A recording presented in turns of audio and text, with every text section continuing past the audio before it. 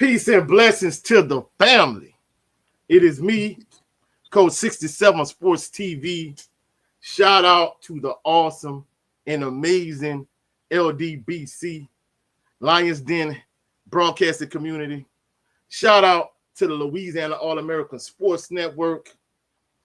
Shout out to Envision Photography and Video. And shout out to the greatest university in the world, the Southern University, home of the mighty Jaguars. Hey, I have a pleasure to have in the building the slim, slender host with the most, Chris Method Man Williams. What's good with you, Chris? Man, bro, man, I am blessed and highly favored, Coach. Man, I'm ready. I'm ready for this turnaround for Southern, man. I'm ready. Amen. Yeah. By yes, me, sir, hey. yes, sir. Yeah. But I'm happy to have you. I just want y'all to know, like, when I had like 300 subscribers before my platform started growing, the first individual to invite me on a platform outside of the LDBC was Chris Method Man Williams. So I appreciate you, because I'm not gonna lie, when you had me on your show, hey, it kind of gave me a shot in the arm. You know, it gave me the motivation to keep it going. So I just want you to know I appreciate you to the fullest. And hey, y'all go subscribe to Chris Williams' channel. Please do so. Go to his channel, like, share, subscribe. You did. But I'm gonna turn it over to you, Chris. You know, what's good? Turn it over to you, man, Coach. I'm gonna let you take over since you're the host with the most. You know what I'm saying? Man, Coach, I'm just blessed and highly favored, man. But yeah, let's get to it. So now, man, we had some struggles, right, Coach? And now Mark Fredericks has, quote unquote, technically lost his job as OC till Fred McNair, you know, who is a quarterback guru, you know, and now what can we see from this? Because I think there is some hope for us. I'm talking about swag play. I'm not talking about Fresno State, but we can see a little bit of snippets today with Fresno State of what Fred McNair can do.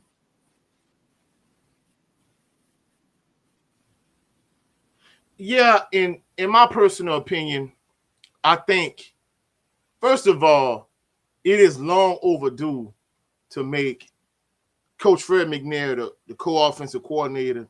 And for all those individuals that don't know what him being a co-offensive coordinator means, it means Fred McNair is going to call all the plays. And essentially, Mark Frederick, since it's his system that's in place, he going to convert those plays to his system and relay it to the players. So that's what it means, the fact that he's the co-OC. But for all intents and purposes, Fred McNair is going to call the plays. He's going to call all the plays, and Mark Frederick is going to translate it over to his system.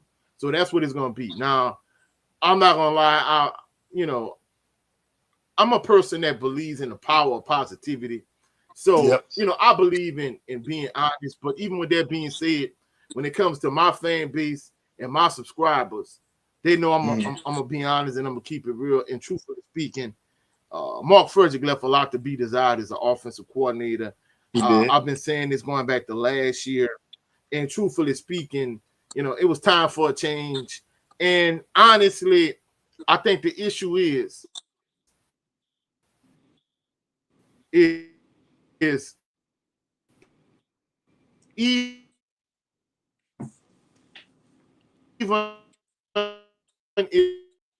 if you get a healthy Jalen Woods back and Fred McNair. All right, we having a little technical difficulty. Hold on one second.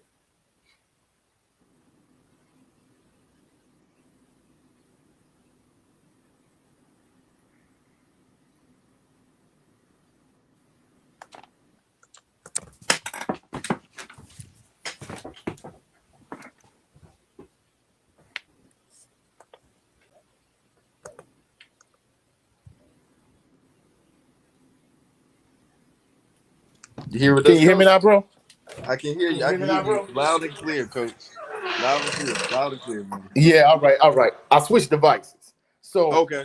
for Okay. those individuals that's like, man, coach, you got you got two devices. Yes, I have my phone and my computer. I switch over to my phone.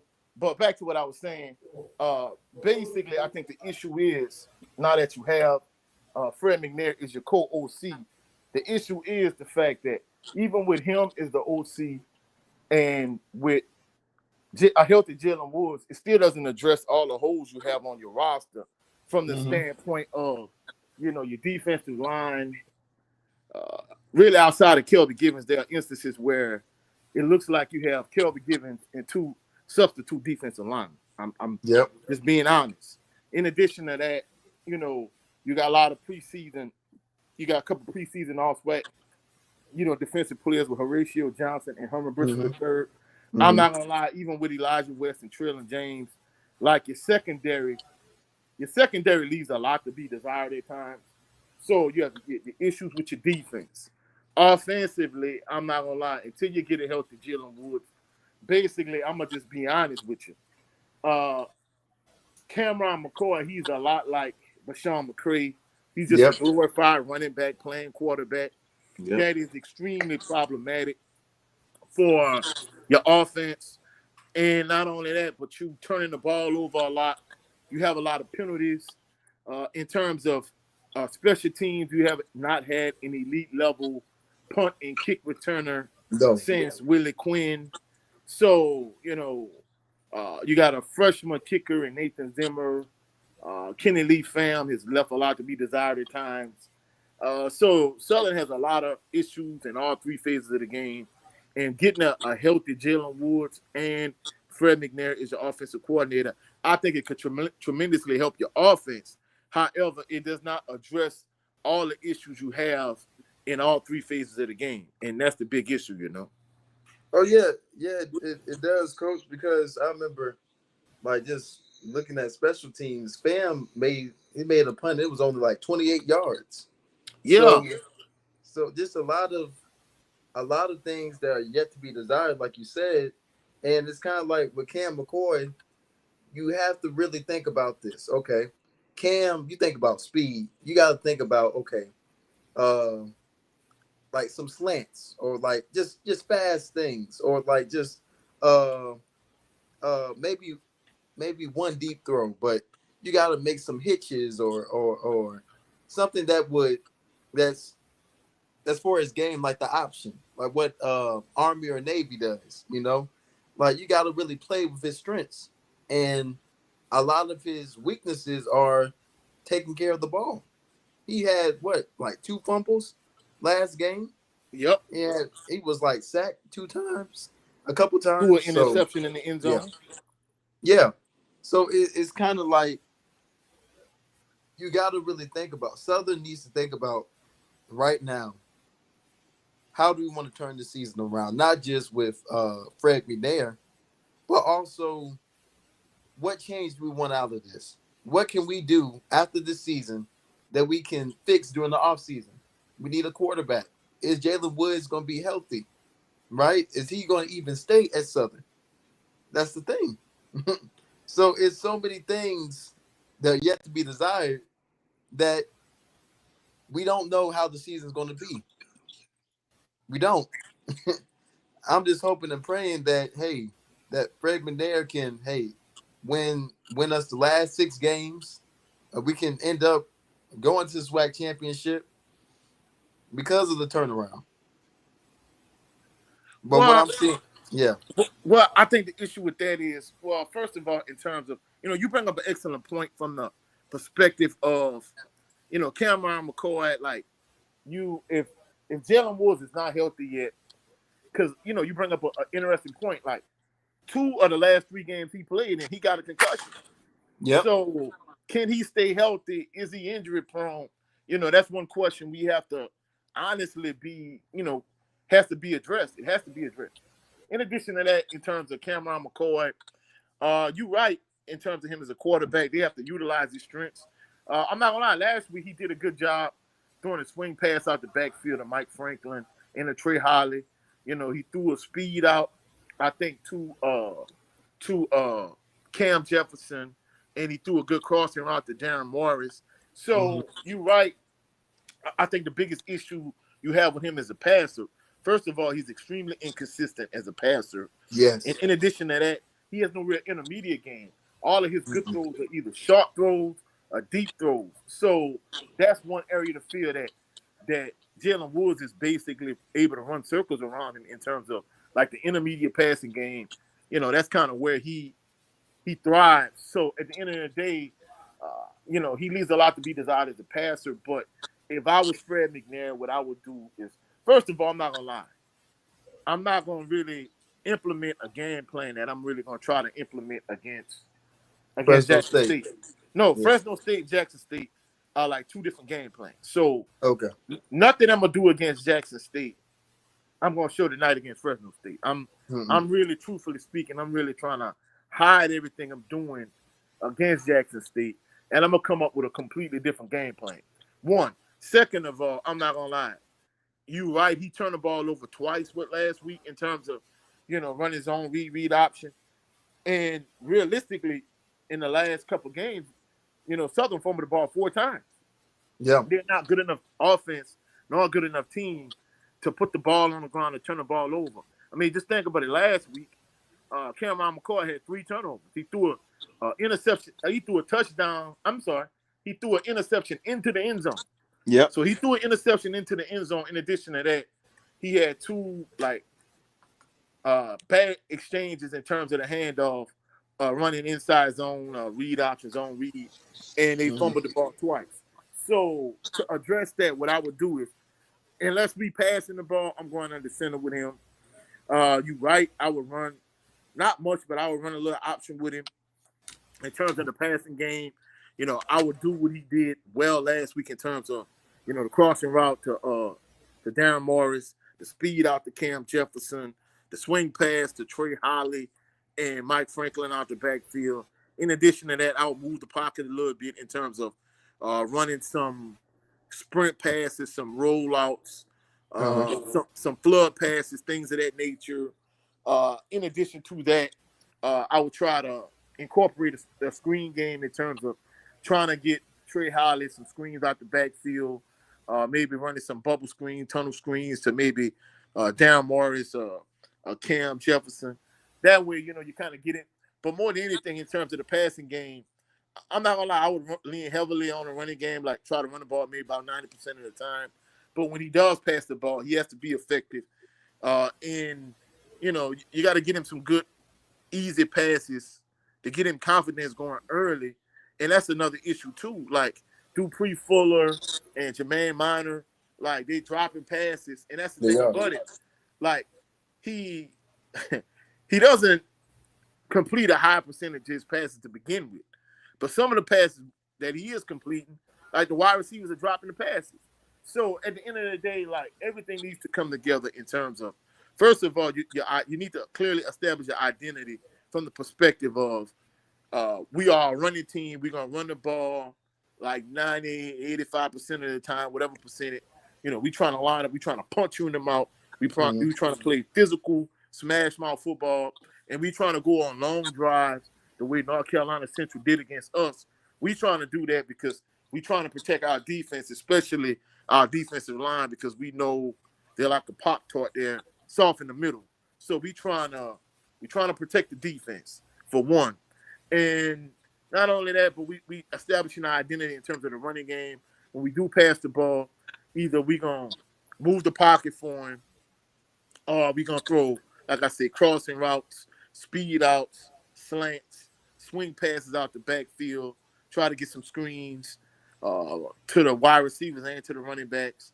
And, like you said, taking occasion a deep shot to loosen up the defense so they wouldn't be able to play press coverage or bump and run the whole game. So at the end of the day, I think these are all the things you want to implement against Jackson State. However, one thing I want to add, even like running a little option, Yeah. running a couple design plays for him in terms of running plays for him in terms of maybe like quarterback draw, running a little option, whatever the case may be. And I would implement all of that stuff for the Jackson State game if Jalen Woods is not healthy. However, in terms of the night, what I would do is I would just kind of come up with a dummy game plan in terms of doing something completely different than I would do against Jackson State for one. And second of all, uh, I'm not gonna lie, I wouldn't play my starters the whole game. You don't want them getting injured, even though you have a bye week in Mhm. terms of to get your legs fresh and things of that nature. I don't want to get my starters dinged up too much because you're playing against the FBS team. And not Yeah. only that, but you don't want to break him because I know if you look at the NFL, you had quarterbacks like Peyton Manning, like Troy Aikman that were thrown in the fire and were baptized by fire their rookie year as a quarterback. However, most quarterbacks that really weren't elite level quarterbacks, if you threw them in the fire too early, then basically it destroyed the rest of their career. Just to Mhm. kind of give you an example, David Carr. So I wouldn't want break him, but I would throw Dylan Compton out there just to see what he's capable of, what he could do. Can he run our traditional shotgun spread offense? If he can do that, then you can see what he's doing moving forward. You and I, when we were talking about this behind the scenes, everybody I talked to say Dylan Compton has been lighting it up. So I know it's a FBS opponent and it's much stronger competition. However, it would be interesting to see like what he can do just in general in terms of is he a better passer than Cameron McCoy? Mhm.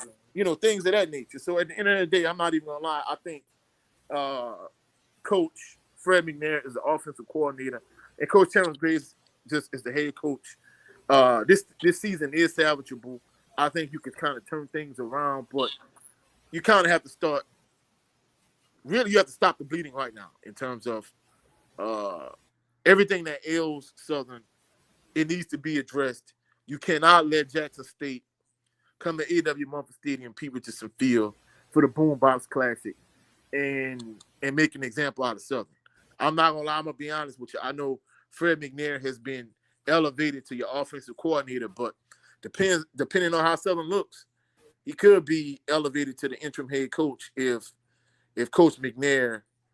If Coach Graves isn't careful in terms of addressing all the issues Southern has as a team, you know, Oh yeah. yeah, hey, Fred McNair could be your interim head coach as opposed to your co-offensive coordinator. Yeah. Because at the end of the day, Mark Fred. No disrespect to Coach Fredericks, but he should have never had the plays in the first place. No, He should. we are Yeah. we are in 100% agreement because, truthfully speaking, man, salute to the chat. Real quick, hold on, bro. Salute to motivation to be a millionaire. Salute, relaxing, calm rain. Your boy Jay. Salute, Terrence S. Uh, Later 39 and Desmond Allen. Man, salute to everybody in the chat. But truthfully speaking, you right. It's a good old homeboy network hire in terms of he really wasn't fit to be, your offensive coordinator. Individuals like Adrian Crook and Desmond Allen, they point this out all the time. So at the end of the day, like really, he shouldn't have been like you say. He shouldn't have been an OC to begin with. At best, maybe he should have been like a running backs coach or something like that. Or But he assistant wasn't. coach. He wasn't fit. He wasn't fit to be your offensive coordinator. Because a lot of times it doesn't. Okay, I don't have a problem with hiring your homeboys, but you got to really be realistic, coach. I if that was my homeboy, I'm gonna have to look at the the work, the body of work that you did. I'm not just gonna give you the job and say, "Oh, here's the job. Do what you want with it." No, because at the same time, a lot of things are gonna be put on my back, and if this goes left, there's consequences on my part. So it's like you got to really be cognizant and look at, okay, this is my homeboy. I'm looking at his statistics right now. Oh, he worked at Notre Dame. Oh, he was the head coach at Notre Dame or somewhere. Oh, he won the national championship. Oh, they went to the playoffs. Okay. So then I'm gonna hire him because I'm looking at his work, at his production. I'm not just gonna hire him because he's my homeboy. It's just not gonna happen. I'm gonna have to look at what you've done throughout your tenure as a head coach or wherever that you were at. Not only did you have a winning season or did you turn the program around, but are you worth putting 100K in your pockets to lead this university? That's what I'm looking at. It's just how it is. Yeah, and you bring up some very valid points. And truthfully speaking, I've been a middle school slash junior high school coach for years. And truthfully speaking, I've worked with friends. However, if I know it's going to be to a detriment to my team, I am not going to put my friend on my staff. At the end of the day, you said this earlier. It's about feeding your family, and if he doesn't have the production or the credentials Yep. to to really substantiate me putting him on my staff, I think Mm-hmm. that's a huge issue. And not only that, but making him the offensive coordinator was a lousy move. Making him a running back coach, I think that would have been a good move. But making him the OC, man, are you crazy? That was No. a terrible move. Terrible move. And Desmond Allen said, I believe we have some talent on the team. We just have the wrong coaches and scheme. I agree with you. Salute to my brother Jared 11 Green. He said, salute, man. Salute to my brother Brent Fox. He said, just showing support, brother. Man, I appreciate you. Man, salute to Israel Carey. He said, good evening, folks. Salute to you, Israel Carey. But you're right, though, Chris. I mean, at the end of the day, and that's another thing, too. We talked about last night on HBCU Fanatics. If y'all not done so already, check out HBCU Fanatics later on. But anyway, truthfully speaking, like, it's not an issue with Southern. It's an issue all around the SWAC. A lot of these Mm-hmm. SWAC coaches that's, assistant coaches in the SWAC, like they lifetime SWAC coaches from the standpoint of, hey, we just going to pretend. Because I'm not going to lie, at the end of the season, some of these head coaches in the SWAC going to lose their job. Oh yeah, Like, for and sure. truthfully speaking, some of these SWAC assistant coaches, they're going to be fired and they're going to be recycled and they're going to coach again at another SWAC school. So at the end of the day, I'm not going to lie, I think, as a university and as an organization, Southern University really needs to reevaluate the way they go through their hiring process. Look, we don't want to hire this guy here because me and him in the same fraternity or whatever the case may be. He my homeboy. He Nope. played for me. He whatever. You know what I'm saying? So at the end of the day, we need to do what's in the best interest of the university and the institution. And I'm not gonna lie, a lot of people are still to this day calling for Roman Banks to be fired. A lot of Should have been people are fired. calling for Terrence Graves to be fired. And in addition to that, I'm not gonna lie, you got to realize, maybe for the exception of Fred McNair, one or two coaches on the staff, essentially this entire coaching staff is an Eric Dooley coaching staff. So some people Yes. want to purge and whitewash the entire coaching staff in terms of just pretty much cleaning house and getting rid of everybody and making maybe Fred McNair your interim coach and starting off fresh or whatever the case may be. Either way the cut go, I really think the season is salvageable. However, it starts on September the 27th against Jackson State. You not only have to play a good game, play a good, close, tight game, but you have to win. And truthfully speaking, I'm not saying losing that game against Jackson State is going to cost Coach Graves his job. But I'm telling you right now, it's definitely going to make his the seat he's sitting on is going to make it a lot hotter, truthfully speaking. And in all actuality, really, I think him making Fred McNair the co-offensive coordinator, I really think, it's kind of a move to kind of save his job because he knows that a lot of fans Yep. are highly heated with the way things are going. You know what I'm saying? So Oh at the yeah. end of the day, him, really tonight's game against Fresno State is just kind of window dressing. But at the end of the day, Jackson State is the real it's the make or break game for him. You know what I'm saying? Yeah, yeah. Because I'm gonna say this, Doc.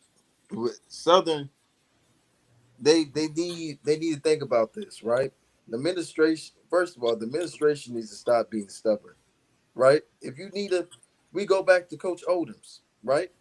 Coach Odoms got us competitive from 2013 when he got here, around 2012, 2013, until 2019, 2020, 2021. So we were on top of the SWAC West for about 7 years with him. But then when you got there, we're like, oh no, we can't pay him because he can't beat Alcorn. But he got us to the SWAC, and we were competitive. And then we had a NFL caliber receiver who was 5'5", running back that went to the LA Rams and Leonard Tillery. We had a quarterback who had 10,000 passing yards, 93 touchdowns, and Austin Howard.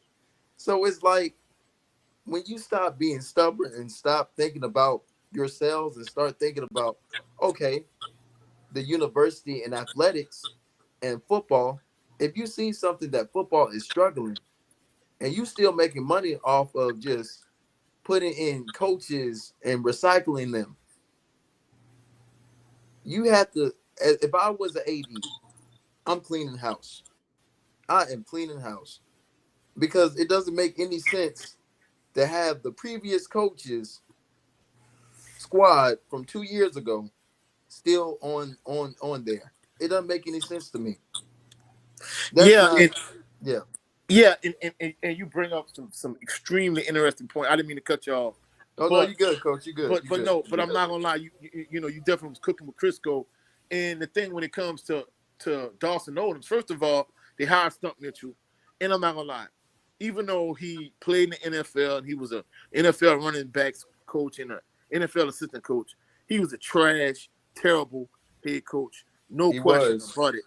I mean, it's no sugarcoating it. And I mean, from a game management standpoint, from a clock management standpoint, from a play calling standpoint, I'm not gonna lie. Like, Stump Mitchell was trash. And the thing that got me, he used to play, of course, he used to play Jeremiah McGinty and Dre Joseph at the same time. And one game where Dre Joseph had it cooking and he just had it going, and Southern was up. So he played Dre. I mean, if you play a quarterback, one series and then play another guy to let one guy play a series or two, then you play the other guy, whatever. But you stick with the hot hand, cool. But the issue with this clown here, this is what he did. Dre Joseph had it going. And what he did was in the second half, because they both were true freshmen, for no real reason, he pulled Dre Joseph and he put Jeremiah McGinty in the game. And I'm thinking to myself, what are you effing doing? So his game management was completely trash. And of course, he ended up getting fired. They made Dawson Odoms the interim coach. And, he finished out the season well. They won up Bayou Classic. They kept him. They kept him as the interim coach or whatever.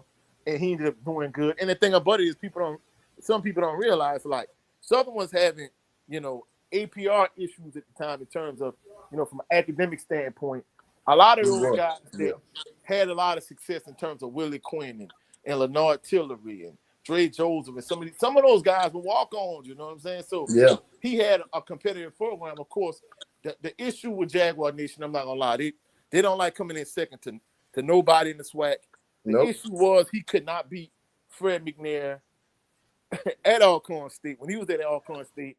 And the issue is, of course, he had APR issues, but the thing about it, like, of course, the same blame offense that Mark Frederick ran, McNair pretty much had the same offense at Alcorn State. But the issue is his running quarterback, like Cameron McCoy, they were a little bit more dynamic athletically. And in addition to that, his defenses and his running game was way better than what Southern defense and running game is right now. So essentially, it was the same situation, except the defense was much better and the running game was much better. And they leaned more on the running game, but he could not get over the hump. And it's the irony of it. I don't think it was so much the fact that they didn't want to spend the money on Odoms. They never really bought into Odoms, even though he won the SWAC championship in 2013. I think they used the fact that he couldn't beat Fred McNair. He couldn't beat Alcorn State. That was the only real nemesis he had for the most part. All the games Southern should have won, they were winning. You know what I'm saying? Yep. They were beating all the teams like Texas Southern. They were beating all of those teams. And the irony is the guy you hire, of course, that's another thing they need to get away from. Just because a guy played for Coach Pete Richardson or a guy was one of Pete Richardson's assistants, that does not mean he's a good head coach he's a good candidate for being a good head coach. You know what I'm saying? If you could get Yeah, a guy coach. like Trey Oliver, a Chennis Berry, cool. But what's the probability of you getting Trey Oliver, a Chennis Berry now? So if you get one of those guys, cool. But the thing about it is, they always want these guys that was under Coach Richardson. You bring in Eric Dooley. Of course, like you and I was talking about behind the scenes. There was some rumors about Marshall Faulk. There were also rumors about Kevin Sumlin. So Kevin Sumlin and Marshall Faulk were like the two guys. In terms of Marshall Faulk, the NFL Network scandal hit, so they ended up moving away from him because they didn't want the bad publicity. In addition to that, well, nobody has been able to confirm nor deny that rumor for me. In addition to that, in terms of Kevin Sumlin, like I know somebody that know Kevin Sumlin. I mean, I don't know him directly, but there's a couple people removed, and essentially, this person was like, Kevin Sumlin is kind of arrogant. He's they don't think he would fit well in Baton Rouge. We some down home country folks. You know what I'm saying? It's about family and friends and togetherness and being personable and charismatic, and they don't think he would fit well with Southern. Of course, some people say, "Oh, he got a white wife." I don't care about the white wife. People can love who they love. I'm not really tripping on that. But I think the issue is they think from a personality standpoint, they don't think he would fit well at Southern. So that was the reason why they really, didn't really want the Kevin Sumlin thing. And not only that, they felt just like Deion. He would use Southern as a stepping stone back to another PWI Power 5 in the state of Texas, whether it's, somewhere like Texas A&M or, again, Texas Tech or whoever. So at the end of the day, they really didn't go in that direction. I'm not gonna lie. I mean, if this situation don't work out with Coach Graves, I'll be cool with them making Fred McNair the interim coach. But if it doesn't work with him, I'm gonna be truthful. You got to get out the mindset of we need somebody that From the SWAC played or coached under Coach Pete Richardson. And in addition to that, we don't want one of these recycled SWAC life coaches. You know what I'm saying? Let's get someone outside the SWAC, and let's get someone that has a track record and a pedigree of being a good coach. Whether you get a celebrity coach in terms of maybe like a Marshall Faulk type, or maybe like a Teron Matthew type, or whether you decide you won't go down to the way they did with Coach Richardson and you go down to the SIAC or the CIAA or whatever and get you an established coach the way Prairie View did with Tremaine Jackson. If you want to go that route, cool. But either way, you gotta make a definitive stance in terms of, hey, we trying to trend our program in the right direction. We need a good coach. We need a good coaching staff. We need a good recruiting coordinator in terms of that's really going to be able to recruit the I-10 corridor from New Orleans to Baton Rouge. Going to be able to get these transfers from LSU and going to be able to recruit like just the state and just recruit well in general in terms of, the South, in terms of Texas and some of these other states we synonymous for getting big-time players from. You're going to need your excellent offensive line coach. You're going to need your great strength and conditioning coach. And you're just going to need just a great overall coaching staff in general. And that's the direction we need to go in. You know what I'm saying? So, Southern, from an administrative standpoint, they need to get it right. And truthfully speaking, if things don't go the way they need to go, hey, I'm cool with, purging or whitewashing the coaching staff. And I'm going to be honest with you, Roman Banks is the athletic director. He got to get some of this heat too, because even though Southern is trending in the right direction when it comes to basketball and soccer, Southern is a football school. So even if you win a Commissioner's Cup, if you're not winning the SWAC championship, Jaguar Nation is not going to be content with that. So at the end of the day, behind the scenes in some of these Facebook groups that I'm in, certain individuals saying, hey, we need to boycott. Look, I'm a season ticket holder. I've been going to Southern University football games for over 40 years. I am never boycotting Southern University football. It's not going to happen. You know what I'm saying? That's not going to make administration move in the right direction. Losing is going to make them move in the right direction, for one. And second of all, for certain people that saying, Jaguar Nation is critical of everything. Why can't you just support the team? Look, I done earned stripes in terms of I'm a graduate of Southern University. My mom graduated from Southern University. My sister, first cousins. I graduated too from Southern University as well, Coach. Yes, sir. Yes, sir. Yes, Lord. Hey, and in addition to that, I done paid for other family members tuition at Southern. Like I done contributed money to Southern. So for these people that's talking about, hey, why you always complain? Look, I done earned my opinion. I done Yep. earned stripes in terms of, being able to complain. I'm a passionate individual when it comes to Southern University football, and we want a good product on the field. So, like, you need to give us what we want. You know what I'm saying? So, this mediocrity is not going to cut it. We demand excellence in Jaguar Nation. If you're not going to give us what we want, hey, it's going to be what it's going to be. You know what I'm saying? Oh yeah, because at the end, you made a lot of good points, Coach. Because at the end of the day, you go back to at least 2023. There were barely any of us in that stadium. I'm gonna keep it a buck with you, because a lot of times you got to hit the administration where it hurts, their pockets. So we don't show up at the games if you don't get what we want. If I don't care, see, this is what I want Southern to do. Get somebody maybe from the MEAC or go get Keaton from Clark Atlanta, Teddy Keaton from Clark Atlanta. Mm-hmm. He turned around that team in 2 years, and they were 7-3. I think the previous year before. You gotta think outside the box. It can't always be SWAC. You look at Alcorn. Alcorn had a white coach. No, I ain't gonna lie. Hey, I'm gonna No. keep it a buck. Hey, if being a black head coach, hey, I ain't cool with going to white head coach, but I'm just gonna keep it a buck. But I mean to cut y'all. Keep going, bro. Keep going. But I'm just saying, man. You just gotta. They just gotta stop being stubborn.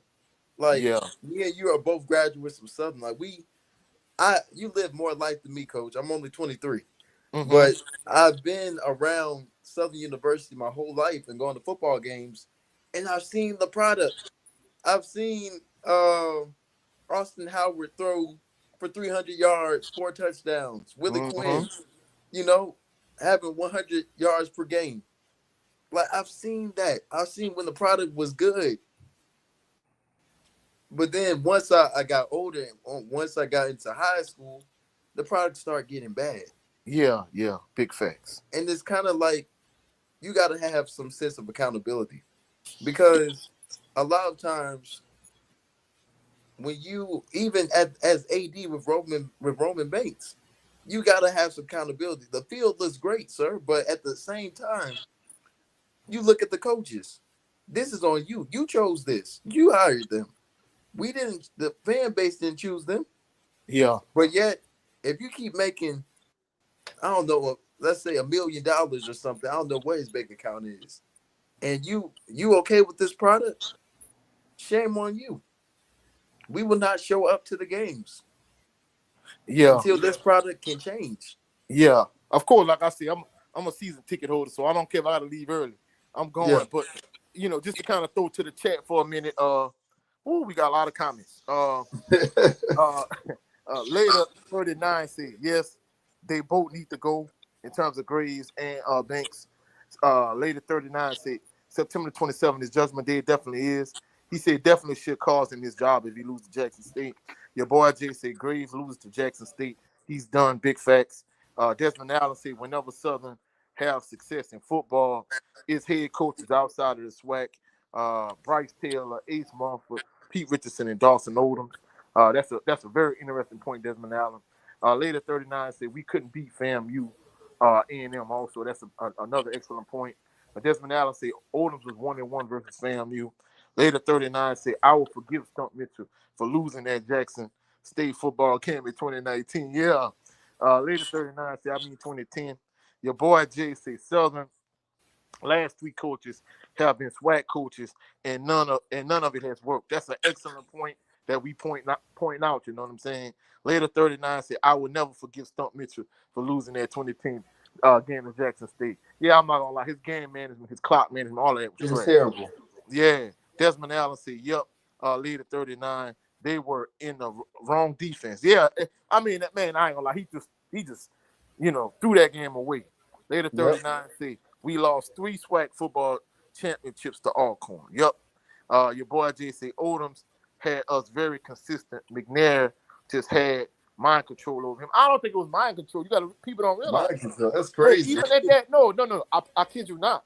People don't realize when he was having all that success and it was still going to SWAC championship, Southern was having APR issues. So just imagine if he didn't have the academic issues and a couple of the scholarship restrictions he had. Man, I think he could have got over the hump over McNair. You know what I'm saying? Later 39 say Odoms could not beat Alcorn. Yeah, he couldn't. Desmond Allen. I mean, but that's the thing about it. He beat everybody except for Alcorn. So he definitely done better than Dooley and Graves. You know what I'm saying? Desmond Allen said with Odoms, we lost to Alcorn consistently, but Odoms brought a different brand of football. He did good defense because he a defensive coordinator, and in addition to that, good running game. You know, your boy Jay said the board wants Marshall Faulk apparently, and never wanted Graves. Yeah, I don't think they wanted Graves. I think he was just a nice little pivot. Later 39 said if Odoms lost SWAC championship game to Jackson State, he would have been gone. Your boy Jay said everything is in front of Graves because the SWAC looks terrible. I'm not gonna lie. The conference as a whole is terrible. I think at this point, I think Alabama State is the best team. I think Jackson State is The best close team. second. I think Jackson State is close second. And then I think the best team in the West right now is Prairie View. And I think outside of them, I think the third best team in the East is probably, I say Alabama and them. Outside of them 4 teams, the rest of the SWAC look trash. You know what I'm saying? Desmond Allen said all we need is a D2 head coach or a good NAIA head coach. Your boy Jay said, but don't be shocked if Falk gets the job in December. I wouldn't be surprised. Desmond Allen said football and baseball is Southern brand, and we look bad in both. Shaking my head. Big facts. Salute to the underrated Dalton. Salute to your family. He said salute to salute to you and the panel in the chat, man. Salute to you, bro. Salute, man. Salute. Later 39 said, I feel Southern is like children of High Israel. school. He said children. No, he said, I feel like Southern is like the children of Southern is like the children of Israel. If they they make things harder than it really is. Hold up, let me see. Israel Curry pointing out Hampton 20, North Carolina A&T 10. Woo! That's a shot. I picked North Carolina A&T on HBCU Fanatics. Later 39 says Southern used to be great at baseball also. Yup. Your boy Jay said, I believe Graves was Banks' last choice, but that Dooley hire set the program back years. Big facts, and you just finished paying him off last year too. You know, that's the crazy part. You know, Desmond Allen said Southern did the same thing with Ace Mumford coaching staff. After Mumford passing, Southern hired Mumford whole coaching staff, and we look bad then. Yep. Later 39 say Roman Banks is getting a free check, and later 39 say I can't believe Grambling is sorry now, and we have we thought that. He said I remember Alabama and them used to be good also. Yeah, but you know, man, it was good to have my brother Chris, the Method Man Williams, on my platform. Y'all, please listen to me carefully. Please go over to his channel, like Christopher Williams and subscribe. Like, share, subscribe. I have his channel pinned in the post section. I'm gonna repost it. So like, share, subscribe. Go to his channel, subscribe to his channel, and for all those individuals on my channel, because the post game reactions be lit. I have like 1,000 views or whatever. But some of these people just coming through, they're driving by, they watching, but they're not liking, nor are they subscribed to the channel. Hey, by the Jackson State game, I'm trying to hit 1,000 subscribers. I think I'm like right at 850 or whatever. So please subscribe to the channel. Y'all go over to my brother Chris, the Method Man Williams. Go over to his channel and support him. I'm going to catch y'all for the post-game reaction. And in addition to that, for those individuals that's wondering how do you watch this Southern University versus Fresno State game, it is on the Mountain West Network. So y'all go over, go check it out right now. Any closing words you want to add, Chris? Man, just know that, hey, the Lord is good all the time. And subscribe to the Christopher Williams Show. That is my my podcast as well. Christopher Williams Show. Yeah. And like I said, I'm gonna have it pinned in the community section of my channel or whatever. Now this not gonna be the last time we're gonna collaborate because we're not. No, Not the last time, we Coach. gonna Not the like last I time. said, we gonna keep the momentum going. We're gonna keep the ball rolling. But like I said, y'all go over, support Chris, the Chris Williams Show, the Method Man, the Slim, the host with the most. You know what I'm saying? Appreciate you to the fullest, man. Hey, y'all go enjoy the game. Even though I'm gonna just keep it a buck. Southern not beating Fresno State, but it is what it is. Man, we just Still go appreciate Jags. everybody. I appreciate you, Desmond Allen, going over to his channel and subscribing. Rod the second, yo, man, I appreciate everybody. Y'all have a blessed and phenomenal evening. I'm gonna catch y'all for the post-game reaction. Peace and blessings, and go Jags, you dig? Go Jags. God bless y'all.